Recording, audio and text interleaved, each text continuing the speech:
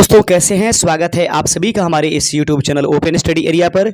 दोस्तों यदि आप भी 2026 में बिहार STT एग्जामिनेशंस पेपर 1 या पेपर 2 देने वाले हैं तो आज का यह सेशन आपके लिए बहुत ही महत्वपूर्ण होगा, क्योंकि हम इसमें पिछले साल पूछे गए शिक्षण कला और अदर स्किल यानी कि शिक्षण कौशल और अन्य स्किल यानी कि अन्य कौशल से संबंधित जो 50 मार्क्स के क्वेश्चन होते हैं उसका प्रीवियस ईयर हम लोग देखने जा रहे हैं। इससे पहले कि हम क्वेश्चनों की शुरुआत करें, आपसे ये रिक्वेस्ट है कि यदि आप हमारे चैनल पर नए आ रहे होंगे तो STT एग्जामिनेशंस की संपूर्ण तैयारी के लिए आप हमारे चैनल को सब्सक्राइब जरूर कर दीजिएगा। ये पिछले साल का क्वेश्चन है दोस्तों, और ये देख लेते हैं कि क्वेश्चन कैसे पूछा जाता है। सबसे पहले हम लोग देखेंगे यहाँ पर आर्ट ऑफ टीचिंग यानी कि शिक्षण की कला जिसको हम लोग बोलते हैं, उसके प्रश्नों को हम लोग गौर से देखेंगे और समझने की प्रयास करेंगे कि किस प्रकार के क्वेश्चंस आपके एग्जाम्स में आते हैं। शुरुआत करेंगे अपने पहले नंबर क्वेश्चन के साथ। पहला नंबर क्वेश्चन है कि अधिगम प्राकृतिक क्रिया है शिक्षार्थी का, शिक्षक का, व्यक्ति का या जीवित प्राणी का। यानी कि सीखने की जो क्रिया है वह प्राकृतिक रूप से क्या है, तो जो भी जीवित प्राणी है अगर जीव है उसमें तो वो सीखते हैं, इसी को अधिगम कहते हैं। तो अधिगम प्राकृतिक क्रिया क्या है दोस्तों, तो वह है जीवित प्राणी का। ऑप्शन नंबर डी इस प्रश्न का सही आंसर हो जाएगा। आइए बढ़ेंगे अपने दूसरे नंबर क्वेश्चन के साथ। दूसरा नंबर क्वेश्चन देख लीजिएगा, आर्ट ऑफ टीचिंग का है कि अधिगम प्रक्रिया का अंतः क्रिया घटक है। अधिगम प्रक्रिया का अंतः क्रिया घटक कैसा है, तो याद रखेंगे उच्चतर सोच का या फिर ध्यान का, स्मृति का या सभी का। तो अधिगम प्रक्रिया का अंतः क्रिया घटक क्या है, तो ये सभी, यानी कि उच्च स्तर की सोच आप में होनी चाहिए, ध्यान आपके एकाग्रचित होना चाहिए, स्मृति यानी यादाश्त भी आपकी बनी रहे। ऐसी प्रक्रिया को अंतः क्रिया घटक के रूप में जानते हैं अधिगम में। ये सभी इस प्रश्न का सही आंसर हो जाएगा। आप देख रहे हैं open study area YouTube channel पर बिहार STT एग्जामिनेशंस 2026 के लिए आर्ट ऑफ टीचिंग और GK GS अदर स्किल के प्रश्नों को। दोस्तों यदि आपको आर्ट ऑफ टीचिंग बेहतर तरीके से पढ़ लेना है और आप चाहते हैं कि एग्जामिनेशंस में 100% आपको सफलता मिल जाए तो आर्ट ऑफ टीचिंग और GK GS अदर स्किल का जो PDF ई बुक है हमारी YouTube चैनल आपको प्रोवाइड कराती है। आप हमारे दिए गए इस WhatsApp नंबर से इसे परचेज कर सकते हैं PDF के रूप में। आइए शुरुआत करेंगे अगले नंबर क्वेश्चन के साथ। प्रश्न नंबर देख लीजिएगा 103 यानी कि 101 नंबर से आर्ट ऑफ टीचिंग शुरू होता है। 131 से 150 तक जो होता है अदर स्किल यानी GK GS के क्वेश्चंस होते हैं, उन सबको हम लेकर चल रहे हैं। मेन सब्जेक्ट आपका क्या है वो जरूर हमें कमेंट कीजिएगा, और किस मेन सब्जेक्ट की पूरी तैयारी हमको मैराथन के द्वारा करा देनी चाहिए आप अपना राय जरूर कमेंट कीजिएगा। वीडियो को लाइक ही नहीं करिए बल्कि वीडियो को हाइप भी जरूर कर दीजिएगा। प्रश्न है तीसरा नंबर कि संज्ञानात्मक शिक्षण का प्रथम चरण क्या है। संज्ञानात्मक शिक्षण का प्रथम चरण क्या है, तो संज्ञानात्मक शिक्षण का प्रथम चरण मेरे प्यारे साथियों वह है सूचना। ऑप्शन नंबर ए इस प्रश्न का सही आंसर हो जाएगा। आइए बढ़ेंगे 104वां नंबर प्रश्न आपके सामने है कि अनुदेशात्मक उद्देश्य क्या है। प्रश्न है क्वेश्चन नंबर 104, अनुदेशात्मक उद्देश्य क्या है। तो दोस्तों विशिष्ट, मापन योग्य और क्रिया केंद्रित, ये तीनों के तीनों जो रूप होते हैं वो अनुदेशात्मक उद्देश्य के रूप में जाने जाते हैं। इस प्रकार से ऑप्शन नंबर डी ये सभी इस प्रश्न का राइट आंसर हो जाएगा। प्रश्न नंबर 105 देख लीजिएगा। प्रश्न कहता है ब्लूम का वर्गीकरण की शुरुआत हुई। तो ब्लूम का जो वर्गीकरण है इसकी शुरुआत कब हुई, कैसे हुई, याद रखेंगे। इन सभी के बारे में हमारे जो ई बुक है उसमें इसको समझाया गया एक एक करके डिटेलिंग, उसके बाद MCQ, उसके बाद प्रैक्टिस सीट, सारे चीजें हैं, आप जरूर उसे परचेज कर लीजिएगा। ब्लूम का वर्गीकरण की शुरुआत हुई, इस प्रश्न का सही आंसर 105वें का ऑप्शन नंबर सी, शिकागो विश्वविद्यालय से ब्लूम का वर्गीकरण की शुरुआत हुआ था। प्रश्न नंबर देख लेंगे 106 नंबर है कि शिक्षण के आधुनिक विधि की विशेषता है। शिक्षण की जो आधुनिक विधि है उसकी विशेषता क्या है। तो इस प्रश्न का सही आंसर है 106 नंबर का, याद रखेंगे क्रिया केंद्रित होनी चाहिए, अनुन्वय क्रिया होना चाहिए और समकक्ष का सहयोग होना चाहिए। तो ऐसी स्थिति में शिक्षण के आधुनिक विधि की विशेषता क्या है, उपरोक्त सभी। ऑप्शन नंबर डी इस प्रश्न का सही आंसर हो जाएगा। प्रश्न नंबर देख लीजिएगा 107 है आगमन विधि प्रोत्साहित करता है। आगमन विधि निम्नलिखित में से किसको प्रोत्साहित करेगा, छात्र भागीदारी को, रुचि को, करके सीखना को या उपर्युक्त में से सभी। सही आंसर है दोस्तों कि आगमन जो विधि होती है वो छात्रों की भागीदारी को निश्चित करती है, उसकी रुचि को देखती है और करके सीखने को उसमें उत्तेजित किया जाता है। ऐसे में ऑप्शन नंबर डी इस प्रश्न का सही आंसर हो जाएगा। बढ़ेंगे 108वां नंबर क्वेश्चन के साथ, चूंकि हम लोग 105 150 नंबर क्वेश्चन तक जाएंगे। वीडियो को लाइक करके दोस्तों में शेयर कीजिए, चैनल को सब्सक्राइब कीजिए, ताकि आप किसी भी प्रकार से क्वालिफाई यानी कि आप स्टेट पास करने से वंचित न रह जाइए। रोल प्ले विधि की कमजोरी है, रोल प्ले विधि की कमजोरी निम्नलिखित में से क्या है? सही आंसर है दोस्तों 108वें का ऑप्शन नंबर ए, ध्यान केंद्र का अभाव। रोल प्ले विधि की कमजोरी है ध्यान केंद्र का अभाव। आगे बढ़ते चलते हैं, प्रश्न नंबर देख लीजिएगा। प्रश्न नंबर आपके पास अगला दिखाई दे रहा है। अगला नंबर प्रश्न आपके पास कितने नंबर था दोस्तों? 109 नंबर क्वेश्चन देख रहे हैं। आइए 109वां नंबर क्वेश्चन है, पाठ योजना निर्धारित करता है। पाठ योजना कौन निर्धारित करेगा? सही आंसर हो जाएगा 109वें नंबर प्रश्न का ऑप्शन नंबर ए, अधिगम उद्देश्य को। पाठ योजना निर्धारित करता है अधिगम के उद्देश्य को। आगे बढ़ेंगे 110वां नंबर क्वेश्चन है, 5E मॉडल विकसित हुआ था। 5E मॉडल विकसित हुआ था। 110वें नंबर प्रश्न का सही आंसर है ऑप्शन नंबर बी, रचनात्मकवाद के लिए जो है 5E मॉडल को विकसित किया गया था। यह प्रश्न प्रीवियस ईयर में आपके पूछे गए हैं और ऐसे ही प्रश्न आपको जो है स्टेट एग्जामिनेशंस में पूछे जाते हैं। आर्ट ऑफ टीचिंग आप देख रहे हैं अभी। सूक्ष्म शिक्षण का उद्देश्य क्या है? सूक्ष्म शिक्षण का उद्देश्य निम्नलिखित में से क्या है? सही आंसर है मेरे प्यारे साथियों, शिक्षकों में शिक्षण कौशल का विकास करना सूक्ष्म शिक्षण का उद्देश्य है। माइक्रो टीचिंग का पर्पज जो होता है वह शिक्षकों में शिक्षण कौशल का विकास करना होता है। प्रश्न नंबर 112 देख लीजिएगा। प्रश्न नंबर 112 कहता है, अनुदेशन प्रदान किया जाता है। प्रश्न 112, अनुदेशन प्रदान किया जाता है। 112वें नंबर प्रश्न का सही है आंसर है कि कक्षा के अंदर अनुदेशन प्रदान किया जाता है, तो यह कक्षा के अंदर प्रदान किया जाता है। 113वां नंबर क्वेश्चन आपके सामने है, अंतःक्रिया विश्लेषण की प्रक्रिया है। अंतःक्रिया विश्लेषण की प्रक्रिया है। अंकन प्रक्रिया का, अंकन अर्थापन प्रक्रिया का, ए और बी दोनों का, उपयुक्त में से कोई नहीं। अंतःक्रिया विश्लेषण की प्रक्रिया है। अंतःक्रिया विश्लेषण की प्रक्रिया निम्नलिखित में से क्या है? सही आंसर है 113 का ऑप्शन नंबर सी, ए और बी। अंकन प्रक्रिया और अंकन अर्थापन प्रक्रिया जो है ये दोनों के दोनों अंतःक्रिया विश्लेषण की प्रक्रिया के अंतर्गत आते हैं। 113 के बाद 114वां नंबर क्वेश्चन देख लीजिएगा। प्रश्न कहता है मेरे प्यारे साथियों, कक्षा स्थापित करना उदाहरण है। तो कक्षा स्थापित करना उदाहरण जो है वो दोस्तों कक्षा प्रबंधन का ही है। ऑप्शन नंबर ए ही इस प्रश्न का सही आंसर है। प्रश्न नंबर 115 देख लीजिएगा। प्रश्न कहता है कि समावेशी कक्षा में एक शिक्षक को चाहिए। समावेशी कक्षा अगर ऐसा है तो एक शिक्षक को क्या सबसे ज्यादा इंपॉर्टेंट है? तो सही आंसर है दोस्तों, सभी संस्कृतियों का सम्मान एवं महत्व देना जरूरी होता है। यदि कोई समावेशी कक्षा चल रही है तो ऐसे में शिक्षक को चाहिए कि वो सभी संस्कृतियों का सम्मान एवं महत्व दे। ऑप्शन नंबर सी इस प्रश्न का राइट आंसर हो जाएगा। मेरे प्यारे साथियों, आप चैनल को सब्सक्राइब जरूर करते चलिएगा। प्रश्न नंबर 116 है, पाठ्य पुस्तकों का मूल्यांकन निर्भर करता है। प्रश्न है कि पाठ्य पुस्तकों का मूल्यांकन किस पर निर्भर करेगा? 116 नंबर प्रश्न का सही आंसर है उपयुक्त सभी में। याद रखेंगे पाठ्य पुस्तकों का मूल्यांकन जो दोस्तों वो शिक्षा के उद्देश्य के लिए बनी जानी चाहिए। विषय वस्तु की रचना एवं प्रस्तुतिकरण उसमें बेहतर होना चाहिए और अभिविन्यास एवं रचना भी उसमें बेहतर तरीके से बने हुए हो। ऐसी स्थिति में पाठ्य पुस्तकों का मूल्यांकन निर्भर करता है। प्रश्न नंबर 117 है, पुस्तकालय का उद्देश्य क्या है? प्रश्न है कि पुस्तकालय का उद्देश्य निम्नलिखित में से क्या है? आंसर इसका होगा 117 का ऑप्शन नंबर ए, ज्ञान और सूचना प्रदान करने के लिए पुस्तकालय होना जरूरी है। अगला प्रश्न देख लेंगे। 118 नंबर प्रश्न है, प्रभावी शिक्षक है। कौन एक प्रभावी शिक्षक के रूप में जाने जाते हैं? जो कक्षा पर नियंत्रण करता है या फिर देखेंगे जो सीमित अवधि में जानकारी प्रदान करता है, जो छात्रों को सीखने के लिए प्रेरित करता है। दोस्तों याद रखेंगे प्रभावी शिक्षक वही है जो छात्रों को सीखने के लिए प्रेरित कर पाता है। ऑप्शन नंबर सी इस प्रश्न का सही आंसर हो जाएगा। प्रश्न नंबर 119 आपके सामने है कि एक व्यक्ति पेशे के रूप में शिक्षण का आनंद ले सकता है जब वह होगा। एक व्यक्ति पेशे के रूप में शिक्षण का आनंद कब ले सकता है? जब वह क्या होगा? 119 का सही आंसर है छात्रों से सम्मान पाकर के। एक व्यक्ति पेशे के रूप में शिक्षण का आनंद तभी ले सकता है जब वो छात्रों से सम्मान पा लेता है। ऑप्शन नंबर सी इस प्रश्न का सही आंसर है। प्रश्न नंबर देख लीजिएगा 120वां आपके सामने है। 120 नंबर क्वेश्चन कहता है उत्तम शिक्षक को न्यूनतम ढंग से किस स्तर पर शिक्षण करना चाहिए? उत्तम शिक्षक को न्यूनतम ढंग से किस स्तर तक शिक्षण करना जरूरी होता है? 120वें का सही आंसर है उसको अवबोध स्तर के रूप में रहना चाहिए। आगे बढ़ते चलते हैं। 121वां नंबर प्रश्न है, मूल्यांकन प्रक्रिया क्या है?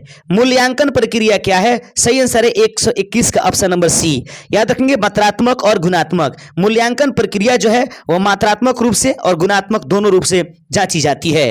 दोस्तों यदि आप हमारा पीडीएफ ई बुक ले लेते हैं तो ऐसे में ये सारी चीजें जो आपको यहां पर थोड़ी समझ से बाहर अगर निकल रही होगी, ये सारी चीजें डिटेल्स हो जाएंगी और उसके बाद आसान हो जाएगा। आर्ट ऑफ टीचिंग करना आपको एग्जाम्स में बेहद ही आसान हो जाएगा। शिक्षा में मूल्यांकन के त्रिकोण का भाग है। 122 नंबर क्वेश्चन है कि शिक्षा में मूल्यांकन के त्रिकोण का भाग निम्नलिखित में से क्या है? 122 नंबर प्रश्न का सही आंसर है अधिगम अनुभव। शिक्षा में मूल्यांकन के त्रिकोण का भाग क्या है? अधिगम का अनुभव। ऑप्शन नंबर डी इस प्रश्न का सही आंसर हो जाएगा। 123 नंबर क्वेश्चन है, मूल्यांकन भूमिका अदा करता है। मूल्यांकन भूमिका किसमें अदा करेगा? 123 का सही आंसर हो जाएगा। याद रखेंगे शिक्षण में, पाठ्यचर्या में, परीक्षण में। तो मूल्यांकन की भूमिका जो है वो अदा करती है कि शिक्षण कैसा हुआ, पाठ्यचर्या कैसे है और फिर परीक्षण भी हो जाता है। ऐसे में उपर्युक्त में से सभी के सभी ऑप्शन नंबर डी इस प्रश्न का सही आंसर हो जाएगा। प्रश्न नंबर 124 देखेंगे, पाठ्यचर्या का सिद्धांत आधारित है। पाठ्यचर्या का सिद्धांत निम्नलिखित में से किस पर आधारित है? 124 नंबर प्रश्न का सही आंसर है विषय वस्तु पर, गतिविधि पर और छात्र पर। उपर्युक्त में से सभी के सभी इस प्रश्न के सही आंसर हो जाएंगे। 125 नंबर क्वेश्चन देख लीजिएगा। 125वां नंबर क्वेश्चन आपके सामने है, शिक्षा बिना बोझ के किसके द्वारा दिया गया है? शिक्षा बिना बोझ के यह किसके द्वारा दिया गया? 125 का सही आंसर है प्रोफेसर यशपाल के द्वारा शिक्षा बिना बोझ के यह दिया गया है। ऑप्शन नंबर बी इस प्रश्न का राइट आंसर हो जाएगा।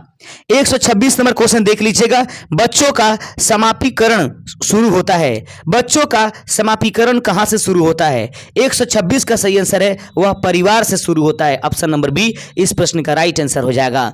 प्रश्न नंबर 127 देख लीजिएगा, प्रक्रिया जो बच्चा को सामाजिक रूप से अनुकूल बनाता है। वह प्रक्रिया जो बच्चा को सामाजिक रूप से अनुकूल बनाता है निम्नलिखित में से क्या है? 127 नंबर प्रश्न का आंसर हो जाएगा दोस्तों समाजीकरण। प्रक्रिया जो बच्चा को सामाजिक रूप से अनुकूल बनाएगा उसको समाजीकरण के रूप से जानते हैं। 128 नंबर क्वेश्चन है आपके सामने। क्वेश्चन नंबर 128 कहता है, अच्छे छात्र वो होते हैं जो क्या करते हैं? अच्छे छात्र वो हैं जो हमेशा सीखना चाहते हैं। ऑप्शन नंबर 128 का ऑप्शन नंबर ए हो जाएगा। वही छात्र अच्छे छात्र के रूप में जाने जाएंगे जो हमेशा सीखने के लिए प्रेरित यानी उत्साहित रहते हैं। 129वां नंबर क्वेश्चन है, छात्र सबसे अच्छी तरह से सीखते हैं। छात्र सबसे अच्छी तरह से कब सीखते हैं? दोस्तों याद रखेंगे जब छात्र जो है करके सीखते हैं तो वो सबसे अच्छी तरीके से सीखते हैं। किसी भी काम को पहले करेंगे और जो उनके साथ परिणाम निकलेगी वो अपने वो दिमाग में रखेंगे, यानी करके सीखना सबसे अच्छी सीखने की प्रक्रिया है। आगे बढ़ेंगे। प्रश्न नंबर 130 आर्ट ऑफ टीचिंग का अंतिम नंबर क्वेश्चन, जीके जीएस भी देख लीजिएगा। वास्तविक वस्तुओं को शिक्षण सहायक सामग्री के रूप में दिखाना चाहिए। वास्तविक वस्तुओं को शिक्षण सहायक सामग्री के रूप में दिखाना चाहिए, इसका क्या कारण है? सही आंसर दोस्तों की रुचि को प्रोत्साहित करता है, जिज्ञासा को बढ़ाता है और भागीदारी को भी बढ़ाता है। उपर्युक्त में से ऑप्शन नंबर डी इस प्रश्न का राइट आंसर हो जाएगा। 130 नंबर क्वेश्चन तक कंप्लीट कर चुके हैं, यानी 30 जो आर्ट ऑफ टीचिंग के क्वेश्चंस होते हैं वो बिल्कुल ऐसा ही होते हैं जैसा कि प्रीवियस ईयर में पूछे गए हैं। इसी के लेवल अप डाउन करके पूछे जाएंगे। इसके लिए आप गहन अध्ययन के लिए हमारे ई बुक को जरूर परचेज कर लेंगे। प्रश्न आगे देखते चलते हैं। यहां पर जीके स्टार्ट होता है जिसको अदर स्किल के नाम से जानते हैं। गौतम बुद्ध के प्रवचनों की भाषा निम्नलिखित में से क्या थी? सही आंसर है उन्होंने संस्कृत भाषा का प्रयोग किया था। याद रखेंगे गौतम बुद्ध ने जो आपको आंसर्स दिए गए हैं ये आयोग के द्वारा, उसका हमने आंसर इसमें प्रयोग किया है। 132 नंबर क्वेश्चन देख लीजिएगा। राम का पुल यानी कि राम सेतु निम्नलिखित में से किस जलडमरू मध्य के में स्थित है? दोस्तों पाक जलडमरू मध्य जो भारत और श्रीलंका के बीच में है वहां पर राम का पुल या राम सेतु जो है उपस्थित है। ऑप्शन नंबर 20 प्रश्न का सही आंसर हो जाएगा। 133 नंबर क्वेश्चन कहता है, प्रश्न पूछा था कि मार्च 2020 में लॉकडाउन के दौरान प्रमुख क्षेत्रों में किस क्षेत्र की वृद्धि सकारात्मक रही? तो 133 नंबर प्रश्न का सही आंसर हो जाएगा ऑप्शन नंबर सी, कोयला के जो है वृद्धि में सकारात्मक वृद्धि देखी गई थी। प्रश्न देख लीजिएगा, निम्नलिखित में से किस वर्ष में बिहार और उड़ीसा बंगाल से अलग हो गए थे? 1922-12 ईस्वी में बिहार और उड़ीसा को दोनों को संयुक्त रूप से बंगाल से अलग कर लिया गया था। आगे प्रश्न देख लेंगे, 135 नंबर क्वेश्चन आपके स्क्रीन पर है। पटना मरीन ड्राइव बिहार का थेम्स पथ का संस्करण एक एक्सप्रेसवे है जो डैश के साथ चलता है। दोस्तों याद रखेंगे, यह गंगा नदी के साथ चलता है। आगे बढ़ेंगे, प्रश्न नंबर 136 देख लीजिएगा, निम्नलिखित में से कौन से प्रदूषक स्मॉग के कारण के लिए जिम्मेदार नहीं है? निम्नलिखित में से वह कौन सा प्रदूषक है जो स्मॉग के कारणों के लिए जिम्मेदार नहीं है? 136 का ऑप्शन नंबर सी, भस्मक और वाहनों में उत्सर्जन। ये दोनों के दोनों यानी कि भस्मक और वाहनों के उत्सर्जन जो है स्मॉग के कारणों के लिए जिम्मेदार नहीं होंगे। प्रश्न देख लीजिएगा अगला, 137 नंबर क्वेश्चन देख लीजिएगा, बहुत ही बढ़िया शानदार प्रश्न है। पुनर्नवीनीकरण कागज को खाद्य कंटेनरों में उपयोग के लिए प्रतिबंधित क्यों किया गया है? पुनर्निर्मित कागज के खाद्य कंटेनरों में उपयोग के लिए प्रतिबंधित क्यों किया गया है? 137 का ऑप्शन नंबर बी, क्योंकि यह संदूषण पैदा करता है। आगे बढ़ते चलते हैं, 138 नंबर क्वेश्चन है, बड़े पैमाने पर पेड़ों की कटाई क्या कहलाती है? तो बड़े पैमाने पर अगर पेड़ों को काटा जा रहा है तो उससे हम लोग जानेंगे वनों की कटाई के नाम से। आगे बढ़ेंगे, प्रश्न नंबर 139 देख लीजिएगा, निम्नलिखित में से कौन सी ग्रीन हाउस गैस नहीं है? तो दोस्तों कार्बन डाइऑक्साइड, मीथेन और नाइट्रस ऑक्साइड, ये तीनों के तीनों जो हैं ये ग्रीन हाउस गैस है। जो दिए गए ऑप्शन में ग्रीन हाउस गैस नहीं है वो है कार्बन मोनोऑक्साइड गैस, किसी प्रकार का ग्रीन हाउस गैस नहीं है। अगला 140 नंबर क्वेश्चन है, निम्नलिखित में से किस राज्य में अस्थायी वनों के तहत सबसे बड़ा क्षेत्र है?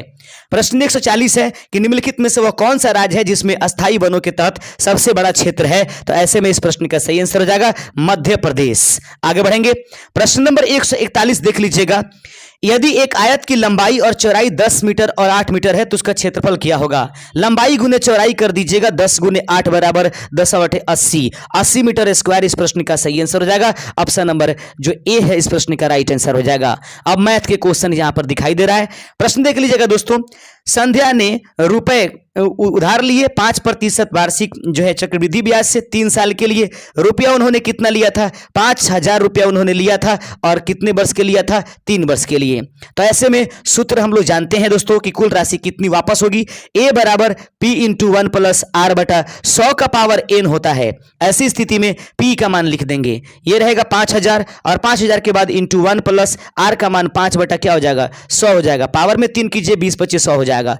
ऐसी स्थिति में आप देख लेंगे 5000 गुने हो जाएगा 21 बटा 20 को 3 बार लिख देंगे। दोस्तों जब हम लोग कटाएंगे तो कटा करके अंत में 5788.133 इस प्रश्न का सही आंसर आ जाएगा। प्रश्न देख लीजिएगा, प्रश्न नंबर 143 कहता है कि इनको गुना करके जोड़ देना है। जब गुना करके इसको जोड़िएगा तो 143 नंबर प्रश्न बेहद ही आसान होता है। मैथ के क्वेश्चन कोई घबराने की जरूरत नहीं है, जो कि अदर स्किल में होता है वो मैथ आसान होता है। ऐसे में जो आपका मेन मैथमेटिक्स का पेपर होगा वो आसान नहीं होता है। 143 का ऑप्शन नंबर बी 470 इस प्रश्न का राइट आंसर हो जाएगा। दोस्तों यहां पर देख लीजिएगा, प्रश्न कहता है कि TLS यानी कि एलसीएम जो है दो संख्याओं का 14560 है, यानी कि 14560 है। अगर उनका एचसीएफ कितना है? 13 है। तो यदि उनमें से एक संख्या इतनी दी गई है तो एचसीएफ गुने एलसीएम यानी कि उसमें 13 कर दीजिए और बटा में एक जो संख्या इसमें दी गई है उसको देखते हैं, 416 से इसको भाग देना है, यानी कि 14 5 60 और गुने 13 में अगर आप 460 से जब भाग करेंगे गुना करके तो आपको कुछ आंकड़े आएंगे और वो आंकड़ा होगा ऑप्शन नंबर आपके सामने 144 का, ऑप्शन नंबर बी 455 बार में ये कट जाएगा।